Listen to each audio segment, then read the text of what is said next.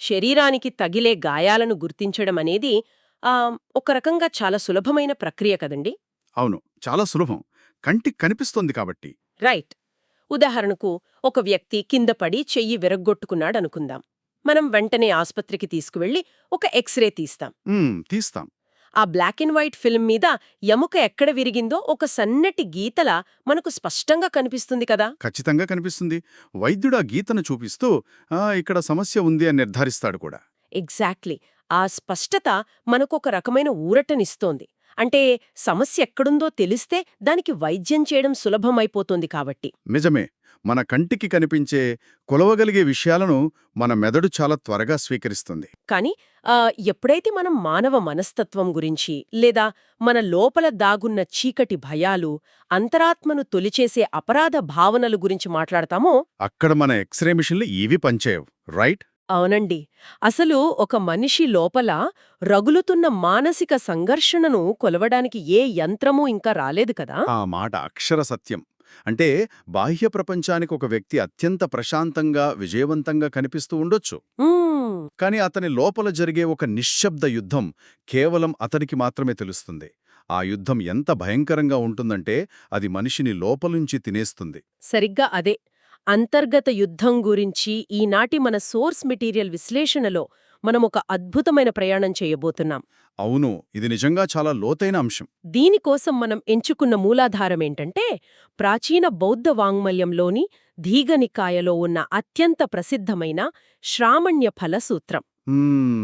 Right, శ్రామణ్య ఫలసూత్రం. ఈ సూత్రం, దానికి సంబంధించిన చారిత్రక ఆధారాలు మరియు మన రీసెర్చ్ నోట్స్ని ముందు పెట్టుకుని ఈనాటి విశ్లేషణ సాగుతుంది. ఖచ్చితంగా. ఈ చర్చ ముఖ్య ఉద్దేశం ఒక్కటే. పైకి చూడటానికి ఇదొక ప్రాచీన బౌద్ధ కథలా అనిపించినా దీని లోపలికి వెళ్లే కొద్దీ ఇదొక అత్యద్భుతమైన సైకలాజికల్ థ్రిల్లర్లా మారుతుంది. నిజమే. ఒక సైకలాజికల్ థ్రిల్లర్కి ఉండాల్సిన లక్షణాలన్నీ ఇందులో ఉన్నాయి. అవును. ఒక మనిషి లోపలి భయం, తాను చేసిన తప్పు తాలూకు అపరాధ భావన, అంటే ఆ గిల్ట్ అన్నమాట. రైట్, ఆ గిల్ట్. మరియు ఆ నరకం నుంచి బయటపడి ప్రశాంతతను పొందేందుకు అతను పడే తపన, వీటి వెనుక ఉన్న సైకాలజీని డీకోడ్ చేయడమే మన మిషన్. ఈ విశ్లేషణలో అత్యంత ఆసక్తికరమైన కోణం ఏంటంటే, చూడండి, వేల సంవత్సరాల క్రితం రాయబడిన ఒక గ్రంథం ఆధునిక మానవ మనస్తత్వాన్ని ఎంత నిశితంగా అంచనా వేసిందో మనం చూడబోతున్నాం. నిజమే. మనుషుల జీవనశైలి మారచ్చు కాని మనిషి లోపలి అపరాధభావం పనిచేసే విధానం మాత్రం అప్పటికి ఇప్పటికీ ఒకడేనండి. ఈ సూత్రం మనకు ఆ విధానాన్నే వివరిస్తుంది. కరెక్ట్. ఈ కథ మొదలయ్యే వాతావరణం, అక్కడున్న ఒక కాంట్రాస్ట్ నన్ను చాలా ఆకర్షించింది. దీన్ని కాస్త విడమర్చి చూద్దాం. తప్పకుండా. ఒకవైపు అత్యంత ఆహ్లాదకరమైన పౌర్ణమి రాత్రి, మరోవైపు ఆ రాత్రిపూట తన భవనం పైభాగంలో కూర్చుని ఉన్న ఒక మహాసామ్రాజ్యాధినేత. అతని దగ్గర ప్రపంచములో కొనుక్కోగలిగే ప్రతి విలాసమూ ఉంది, అపారమైన సైన్యముంది, ఖజానా నిండా సంపద ఉంది, సర్వసత్తాకమైన అధికారముంది. అవును, ఏ లోటు లేదు. కాని అతని మనసులో మాత్రం అంతుచిక్కని ఆందోళన, ఒక విపరీతమైన యాంగ్జైటీ ఉంది. అసలు ఇదెలా సాధ్యం? ఆ రాజు ఎవరు? ఈ రాత్రి నేపథ్యమేమిటి? ఆ రాజు పేరు అజాతశత్రువండి. ప్రాచీన భారతదేశంలో అత్యంత శక్తివంతమైన మగధ సామ్రాజ్యానికి అధిపతి. ఓహో, ప్రసిద్ధుడైన బింబిసార మహారాజు కుమారుడు కదా. ఎగ్జాక్ట్లీ. ఆ రోజు కార్తీక పౌర్ణమి నాటి రాత్రి.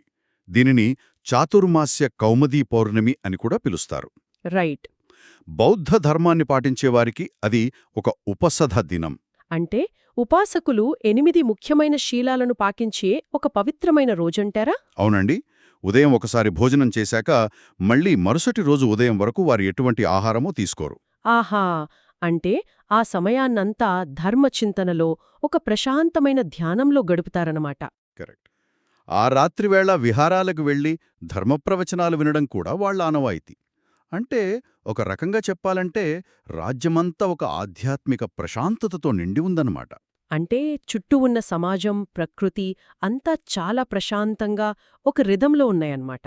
అవును. ఆ అందమైన వెన్నెలలో, ఆ చల్లని గాలికి రాజు తన మంత్రులతో కూర్చుని ఉన్నప్పుడు అతని నోటినుంచి అప్రయత్నంగా ఒక ఉదానవాక్కు వెలువడింది అని మూలగ్రంథాలు చెప్తున్నాయి కదా. అవునండి. అసలు ఈ ఉదానవాక్కు అంటే ఏమిటి? ఆ సమయంలో రాజు మనసులో ఏముంది? ఉదానవాక్కు అంటే ఒక వ్యక్తి లోపల అణిచిపెట్టుకున్న భావోద్వేగం. అంటే ఆ ఎమోషన్ తట్టుకోలేక అకస్మాత్తుగా బయటకొచ్చే మాట అన్నమాట. ఓహో, ఒక సడన్ అవుట్ బర్స్ట్ లాగా. ఎగ్జాక్ట్లీ. ఆ వెన్నెలను చూస్తూ అజాతశత్రువు ఇలా అన్నాడు, ఈ వెన్నెల రాత్రి ఎంతో రమణీయంగా ఉంది, మనసుకు ప్రసన్నతను కలిగించేలా ఉంది అని. హ్మ్. కాని నా మనసు మాత్రం ప్రశాంతంగా లేదు. ఈ పౌర్ణమి రాత్రి ఎవరినైనా ఒక జ్ఞానిని దర్శిస్తే కనీసం అప్పుడైనా నా మనసుకు శాంతి కలుగుతుందేమో కదా అని ఒక రకమైన నిస్సహాయతను వ్యక్తపరిచాడు. ఒక్క నిమిషం, ఇక్కడ నాకు లాజికల్ ప్రశ్నొస్తోంది. అడగండి. అతనొక పవర్ఫుల్ ఎంపరర్ కదా, ఆ కాలంలో అతనికి ఎదురులేదు. ప్రకృతి అంత ఆహ్లాదకరంగా ఉన్నప్పుడు ఆ వెన్నెలను ఆస్వాదిస్తూ ఏదైనా సంగీతమో నృత్యమో ఏర్పాటు చేసుకోకుండా హ్మ్, నా మనసుకు శాంతి కావాలి, ఏ జ్ఞాని దగ్గరకు వెళ్ళాలి అని ఒక చక్రవర్తి అడుగుతున్నాడంటే వినడానికి చాలా విరుద్ధంగా అనిపిస్తోంది కదా. ఖచ్చితంగా. ఈ వైరుధ్యాన్ని అర్థం చేసుకోవాలంటే మనం మానసిక శాస్త్రంలోని ఒక అద్భుతమైన పోలికను వాడుకోవాలి. ఎలాంటి పోలికంటారు? అంటే ఇప్పుడు మన స్మార్ట్ ఫోన్లో బ్యాక్గ్రౌండ్ ఏదైనా పెద్ద యాప్ నడుస్తుందనుకోండి. అవును. స్క్రీన్ మీద వాల్పేపర్ ఎంత అందంగా ఉన్నా సరే ఆ ఫోన్ లోపల బ్యాటరీ వేగంగా ఖర్చయిపోతూ ఉంటుంది, ఫోన్ విపరీతంగా వేడెక్కుతూ ఉంటుంది కదా. రైట్, బ్యాటరీ డ్రైన్ అయిపోతుంది. అజాతశత్రువు పరిస్థితి కూడా సరిగ్గా అంతే. బాహ్య ప్రపంచంలో అతడి జీవితం ఒక అందమైన వాల్పేపర్లాగా అద్భుతంగా ఉంది. మ్మ్. కాని అతని అంతరాత్మలో అపరాధ భావన అనే బ్యాక్గ్రౌండ్ యాప్ రన్ అవుతోంది. ఆ అపరాధ భావనే అతని మానసిక శక్తిని పూర్తిగా హరించివేస్తోంది. వావ్! ఇది చాలా పర్ఫెక్ట్ ఎగ్జాంపుల్ అండి. అయితే ఆ బ్యాక్గ్రౌండ్ యాప్ అంటే ఆ చీకటి గతం ఏమిటో కూడా మనం మాట్లాడుకోవాలి. అవును, అతని మనసును తొలిచేస్తున్న ఆ నిజమేమిటో చూడాలి. అజాతశత్రువు తన స్వంత తండ్రైన బింబిసారుడిని బంధించి చంపేశాడు. అది కూడా ఎలా పడితే అలా కాదు, అత్యంత క్రూరంగా కదా. అవునండి, రాజ్యాధికారం మీదున్న విపరీతమైన ఆశతో దేవదత్తుడు అనే ఒక దుష్ట సలహాదారుడి మాట విని అజాతశత్రు ఆ ఘోరం చేశాడు. తండ్రిని కారాగారంలో బంధించాడు. బంధించి కనీసం ఆహారం లేదా నీరు కూడా వెళ్లకుండా అడ్డుకున్నాడు. ఆకలితో మాడిపోతూ బింబిసారుడు అత్యంత దయనీయంగా మరణించాడు. బాబోయ్, వింటుంటేనే చాలా కష్టంగా ఉంది. తండ్రి చనిపోయిన తర్వాత గాని అజాతశత్రువుకు తాను చేసిన పనిలోని క్రూరత్వం అర్థంగాలేదు. ఆ క్షణం నుండి నేను ఎంత ఘోరమైన పనిచేశాను అనే పాపభీతి అతన్ని దహించివేయడం మొదలుపెట్టింది. నిద్రపట్టదు, కళ్ళు మూసుకుంటే తండ్రి ఆకలికేకలే వినిపిస్తాయి. ఇదొక తీవ్రమైన మారల్ ఇంజురీ అని చెప్పొచ్చు కదా. ఎగ్జాక్ట్లీ. మారల్ ఇంజురీ అంటే తన నైతిక విలువలను తానే పాతాళానికి తొక్కేసినప్పుడు ఏర్పడే మానసిక గాయం. ఆ గాయంతో ఉన్న వ్యక్తికి పౌర్ణమి వెన్నెల కూడా ఒక మండుతున్న నిప్పులాగే అనిపిస్తుంది. ఖచ్చితంగా. ఇది చాలా లోతైన పాయింట్. మనం జీవితంలో చాలాసార్లు భౌతికమైన విజయాల వెనుక పరిగెడుతూ ఉంటాం. డబ్బు, అధికారం ఉంటే లోపలి తప్పులను కప్పిపుచ్చుకోవచ్చు అనే భ్రమలో ఉంటాం కదా. చాలామంది అదే భ్రమలో ఉంటారు. కానీ మన కళ్ల ముందున్న ఈ చారిత్రక ఉదాహరణ చెబుతోంది ఏమిటంటే, నీ మనసు సాక్షిగా నువ్వు తప్పు చేసినప్పుడు ఆ గిల్ట్ నుంచి నిన్ను ఏ సైన్యమూ కాపాడలేదు అని. అవును, ఏ సైన్యము, ఏ సంపద కాపాడలేదు. సరే, ఆ రాజు తన ఆవేదనను మంత్రుల ముందు వ్యక్తపరిచాడు. నాకు ప్రశాంతత కావాలి, ఎవరి దగ్గరకు వెళ్ళాలి అని అడిగాడు. అడిగాడు. సాధారణంగా ఇలాంటి సమయంలో మన చుట్టూ ఉన్నవాళ్ళు ఏం చేస్తారు? ఒక టాప్ 10 ట్రెండింగ్ గురువుల జాబితా తీసి ముందు పెడతారు. ఈ మంత్రులు కూడా సరిగ్గా అదే చేశారు కదా. అవును, మంత్రులు చేసిన పని అక్షరాలా అదే. రాజు ఆవేదన చూడగానే ఒక్కొక్క మంత్రి లేచి ఆ కాలంలో అత్యంత పాపులర్ అయిన 6 గురువుల పేర్లు చెప్పారు. ఓహో, ఎవరెవరు వాళ్ళు? పూరణ కశ్యపుడు, మకలి గోసాలుడు, అజిత కేశకంబలుడు, పకుద కత్యాయనుడు, సంజయ బేలాటపుత్రుడు, నిఘంటనాటపుత్రుడు. అబ్బా, పేర్లు కూడా చాలా గంభీరంగా ఉన్నాయి. అవును, వీరంతా అప్పట్లో వేలాది మంది శిష్యగణం ఉన్న గొప్ప తత్వవేత్తలు. ఈ 6గురిలో ఎవరి దగ్గరికైనా వెళితే రాజుకు శాంతి దొరుకుతుందని మంత్రులు గట్టిగా నమ్మారు. మరి రాజు ఎలా రెస్పాండ్ అయ్యాడు? రాజు ఏ ఒక్కరి పేరు చెప్పినప్పుడు స్పందించలేదు. ఒక చిన్న అంగీకారం కానీ తిరస్కారం కానీ లేకుండా కేవలం ఒక శిలా విగ్రహంలా మౌనంగా ఉండిపోయాడు. ఇక్కడే నాకు పెద్ద డౌట్ వస్తోంది. ఆ 6 గురువులు సామాన్యులేమీ కాదు, గొప్ప తాత్వికులు కదా. అవును, గొప్ప తాత్వికులే. పైగా రాజు చేసిన తప్పుకు వారి ఫిలాసఫీలకు మధ్య ఉన్న సంబంధం చూస్తే రాజు వాళ్ల దగ్గరకు పరిగెత్తుకుంటూ వెళ్ళాలి. అదెలా? ఉదాహరణకు పూరణకశ్యపుడు అక్రియావాదం బోధించాడు. అంటే ఆయన దృష్టిలో పాపపుణ్యాలు అనేవే లేవు. ఒక మనిషి మరొక మనిషిని చంపినా అది పాపం కాదు అనేది ఆయన వాదన కదా. కరెక్ట్, ఆయన సిద్ధాంతం అదే. అలాగే మరో గురువు మకలీ గోసాలుడు నియతివాదం అంటే ఫ్యాటలిజం చెప్పాడు. జగత్తులో అంతా ముందే రాయబడి ఉంది, మనిషి చేతిలో ఏమీ లేదు అని. అవును. ఇప్పుడు ఆలోచించండి, ఒకవేళ నేను నా తండ్రిని చంపి అపరాధభావంతో ఉంటే ఎవరో ఒక గురువొచ్చి, నాయనా పాపమనేది లేదు, అంతా ముందే రాయబడింది, నువ్వు చేసింది నీ తప్పు కాదు అని చెప్తే ఆ గిల్ట్ మొత్తం పోయి సంతోషించాలి. ఎగ్జాక్ట్లీ. ఆ గురువుల మాటలో ఒక హంతకుడికి పర్ఫెక్ట్ ఎస్కేప్ కదా. మరి రాజు ఎందుకు వాళ్ల పేర్లు వినగానే రిజెక్ట్ చేశాడు?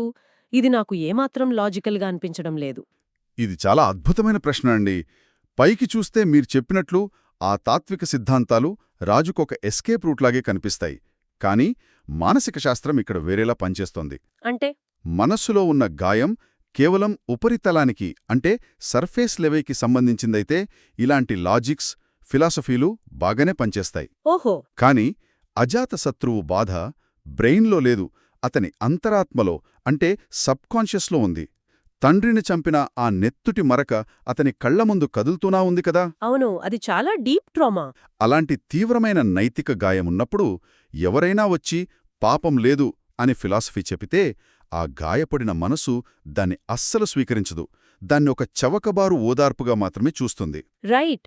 అంటే తాను చేసిన తప్పును తానే జస్టిఫై చేసుకోలేకపోతున్నాడన్మాట. ఎగ్జాక్ట్లీ. ఆ గురువుల సిద్ధాంతాలు బుర్రకు మేత వేయగలవేమో కాని కాలిపోతున్న హృదయానికి చల్లదనం ఇవ్వలేవో అని రాజు అంతరాత్మకు తెలుసు. అందుకే ఆ పేర్లు వినగానే అతను పూర్తి మౌనం పాటించాడు. Wow, that makes perfect sense. అంటే ఇంటెలెక్చువల్ ఫిలాసఫీ ఎప్పటికీ ఒక ఎమోషనల్ డ్రామాను క్యూర్ చేయలేదన్నమాట. ఖచ్చితంగా చేయలేదు. ఆ మంత్రులు కూడా రాజు సమస్యను ఒక మేధోపరమైన సమస్యగా చూశారు తప్ప అతని మానసిక వేదనను అర్థం చేసుకోలేదు. అవును, వాళ్లు సర్ఫేస్ లెవెల్లోనే ఆలోచించారు. అప్పుడే ఈ కథలోకి ఒక కీ రోల్, ఒక ఆస్థాన వైద్యుడు ఎంటర్ అవుతాడు కదా. అతని పేరు జీవకుడు. అతను మాత్రం అప్పటివరకు మౌనంగానే ఉన్నాడు. ఎందుకంటారు? జీవకుడు కేవలం శరీరానికి వైద్యం చేసేవాడు మాత్రమే కాదు, మనసును చదవగలిగే అనుభవజ్ఞుడు కూడా. మంత్రులందరూ తలో సలహా ఇస్తూ ఉంటే అతను అస్సలు జోక్యం చేసుకోలేదు. వెయిట్ చేశాడనమాట. అవును, వారందరూ చెప్పేది అయిపోయి వాళ్ల సలహాలు ఏవీ రాజుకి పనిచేయడం లేదని స్పష్టమయ్యాక మాత్రమే అతను మాట్లాడటం ప్రారంభించాడు. ఒక మంచి థెరపిస్ట్ ఎప్పుడూ పేషెంట్ ముందు అన్నీ వినేంతవరకు మౌనంగా ఉండి సరైన సమయంలోనే మందు ఇస్తాడు కదా. ఇది అలాగే ఉంది. సరిగ్గా అలాగే జరిగింది. రాజు స్వయంగా సౌమ్య, జీవక, మరి నీవెందుకు మౌనంగా ఉన్నావు అని అడిగినప్పుడు మాత్రమే జీవకుడు మాట్లాడాడు. ఒక మంచి స్నేహితుడి లక్షణం కూడా అదే. మరి జీవకుడు తన వద్ద ఉన్న పరిష్కారాన్ని రాజుకు ఎలా వివరించాడు? జీవకుడు చాలా ప్రశాంతమైన స్వరంతో రాజుకిలా చెప్పాడు. మహారాజా, సమ్యక్ సంబుద్ధుడైన భగవానుడు 1000 మంది భిక్షువులతో కూడిన మహాసంఘంతో ఇప్పుడు నా సొంత మామిడి తోటలోనే బసచేసి ఉన్నాడు అని. ఓహో, తన సొంత తోటలోని? అవును. ఆ మామిడితోట రాజగృహనగరం నుండి గృద్దకూట పర్వతానికి వెళ్లే దారిలో ఉంది. ఆ భగవానుడు అర్హతుడు, మానవులను ధర్మ మార్గంలో నడిపేవాడు. రైట్. ఆయన బోధించే ధర్మం ఆరంభంలో, మధ్యలో, అంతంలో కూడా మేలు కలిగించేది. మీరు ఆ భగవానుణ్ణి దర్శించుకుంటే మీ చిత్తము ఖచ్చితంగా ప్రసన్నమవుతుంది అని ఒక గొప్ప నమ్మకాన్ని కలిగించాడు. ఇక్కడ గమనించాల్సిన విషయం ఏమిటంటే, జీవకుడు మార్కెట్లో ఫలానా వ్యక్తి ట్రెండింగ్లో ఉన్నాడు అని మంత్రుల్లాగా చెప్పలేదు. తన కళ్ల ముందున్న సత్యం గురించే మాట్లాడాడు. అవును, తన తోటలోనే బస చేసి ఉన్న వ్యక్తి గురించి, తాను స్వయంగా అనుభూతి చెందిన ప్రశాంతత గురించి మాట్లాడాడు. ఆ మాటల్లోని నిజాయితీ రాజుకు వెంటనే కనెక్టయింది. అవునండి.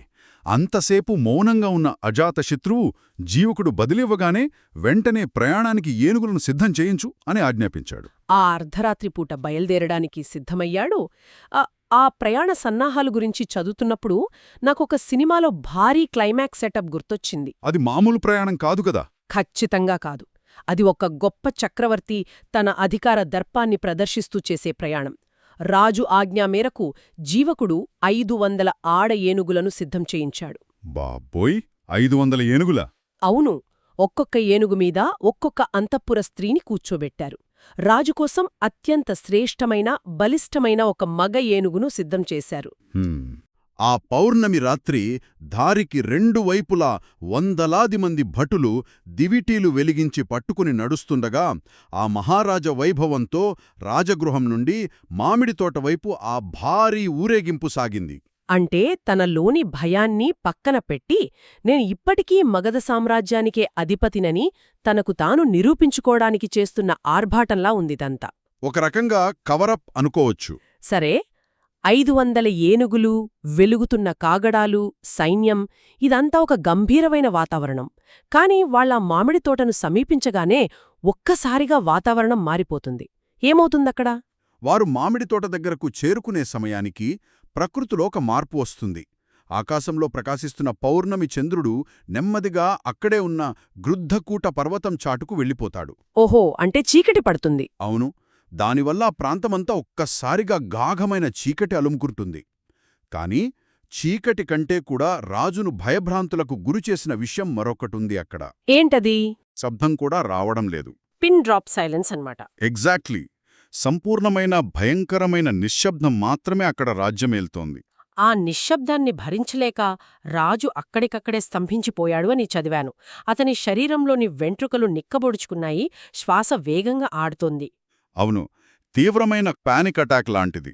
భయంతో వణికిపోతూ పక్కనే ఉన్న జీవకుడిని చూసి, ఆహా సౌమ్యజీవక, నీవు నన్ను మోసగించడం లేదు కదా, నన్ను చీకటిలో శత్రువులకు పట్టించడం లేదు కదా అని అడిగాడు కదా. అవును, 1250 మంది ఉన్నచోట దగ్గిన శబ్దం కూడా రాకుండా ఎలా ఉంటుంది అని గజగజ వణుకుతూ అడిగాడు. ఇక్కడ నేను మళ్ళీ నా లాజిక్తో ఒక ప్రశ్న అడుగుతాను. నిశ్శబ్దం అంటే ఎవరైనా పీస్ఫుల్గా ఉందనుకుంటారు కదా. సాధారణంగా అంతే. పైగా రాజు వెంట ఏనుగుల సైన్యముంది, వెలుగు ఉంది, ఆయుధాలున్నాయి. తోటలో ఉన్నది కేవలం కళ్ళు మూసుకుని ధ్యానం చేసుకుంటున్న సన్యాసులు. అయినా సరే ఒక చక్రవర్తికి ఆ నిశ్శబ్దాన్ని చూసి వీళ్లంతా నామీద దాడి చేయడానికి పొంచి ఉన్నారేమో అనే పారనోయ ఎందుకొచ్చింది? నిశ్శబ్దాన్ని చూసి ఎవరైనా ఎందుకు భయపడతారు? ఇది ఈ మొత్తం డిస్కషన్కే హైలైట్ పాయింట్ అండి. సాధారణంగా నిశ్శబ్దమనేది ఒక ప్రశాంతత అని మనం అనుకుంటాం. అవును. కానీ సైకలాజికల్గా చూస్తే నిశ్శబ్దమనేది ఒక ఖాళీ కాన్వాస్ లాంటిది, బ్లాంక్ క్యాన్వాస్. మీ మనసులో ఏముంటే ఆ క్యాన్వాస్ మీద అదే కనిపిస్తుంది. హో, అంటే అజాతశత్రు మనసులో ఏముంది? తండ్రిని చంపిన హింస ఉంది, అన్యాయం చేసి సింహాసనం ఎక్కాననే భయం ఉంది. ఖచ్చితంగా. అతని నాడీ వ్యవస్థ ఎప్పుడూ ఒక హైపర్ ఎరోజల్ స్టేట్లో ఉంది. అంటే ఏ క్షణంలోనైనా నాపై దాడి జరగవచ్చు అనే ప్రమాద ఘంటికలో అతని బ్రెయిన్లో ఎప్పుడూ మ్రోగుతూనే ఉన్నాయి. అంటే ఎప్పుడు ఒక ఎలర్ట్ మోడ్లో ఉన్నాడనమాట. అవును, దీనినే మనస్తత్వశాస్త్రంలో ప్రొజెక్షన్ అంటారు. ఒక వ్యక్తి తన లోపల ఉన్న హింసను, అపరాధ భావాన్ని బయటి వాతావరణంపై రుద్దుతాడు. అంటే తను తన తండ్రికి ద్రోహం చేశాడు కాబట్టి తన చుట్టూ ఉన్నవాళ్లు కూడా తనకు అలాగే ద్రోహం చేస్తారని భయమతంలో పాతుకుపోయిందన్నమాట. అవునండి, ఆ 1250 మంది సన్యాసును ప్రశాంతంగా ధ్యానంలో ఉంటే రాజు గిల్టీ మైండ్ మాత్రం వాళ్లు కత్తులు పట్టుకుని చీకట్లో తనను చంపడానికి కాపుకాసున్నారని ఊహించుకుంది. ఇది నేరస్తుల మనస్తత్వంలో చాలా సాధారణం కదా. ఎగ్జాక్ట్లీ. అందుకే అపరాధ భావన ఉన్న మనస్కు నిశ్శబ్దమనేది ఒక శిక్షలాగా, ఒక భూతంలాగా అనిపిస్తుంది. నిజమే. మన లోపల గందరగోళం ఉన్నప్పుడు మనం ఎప్పుడూ చుట్టూ శబ్దాలు కోరుకుంటాం, ఆర్భాటాలు కోరుకుంటాం కదా. ఎందుకంటే ఆ శబ్దాలు మన లోపలి భయాన్ని కప్పిపుచ్చుతాయి కాబట్టి. 100% కరెక్ట్. కాని ఆ మామిడి తోటలోని సంపూర్ణ నిశ్శబ్దం అజాతశత్రు అహంకారాన్ని, అతని 500 ఏనుగుల రాజసాన్ని ఒక్క దెబ్బతో నేలమట్టం చేసింది. అవును, అతని లోపల దాక్కున్న పిరికివాడ్ని బయటకు లాగి నిలబెట్టింది అని చెప్పొచ్చు. అవునండి. అప్పుడు జీవుకుడు ఒక అద్భుతమైన మాట చెప్పాడు కదా, రాజును సముదాయిస్తూ, భయపడకు మహారాజా, భయపడకు అని. నేను మిమ్మల్ని మోసగించను, నేను మీ శ్రేయోభిలాషిని, ధైర్యంగా ముందుకు పదండి అని చెప్పాడు కదా. అవును, అదిగో ఆ గుండ్రని మంటపంలో దీపాలు వెలుగుతున్నాయి చూశారా, భగవానుడు అక్కడే ఉన్నాడు అని మార్గదర్శనం చేశాడు.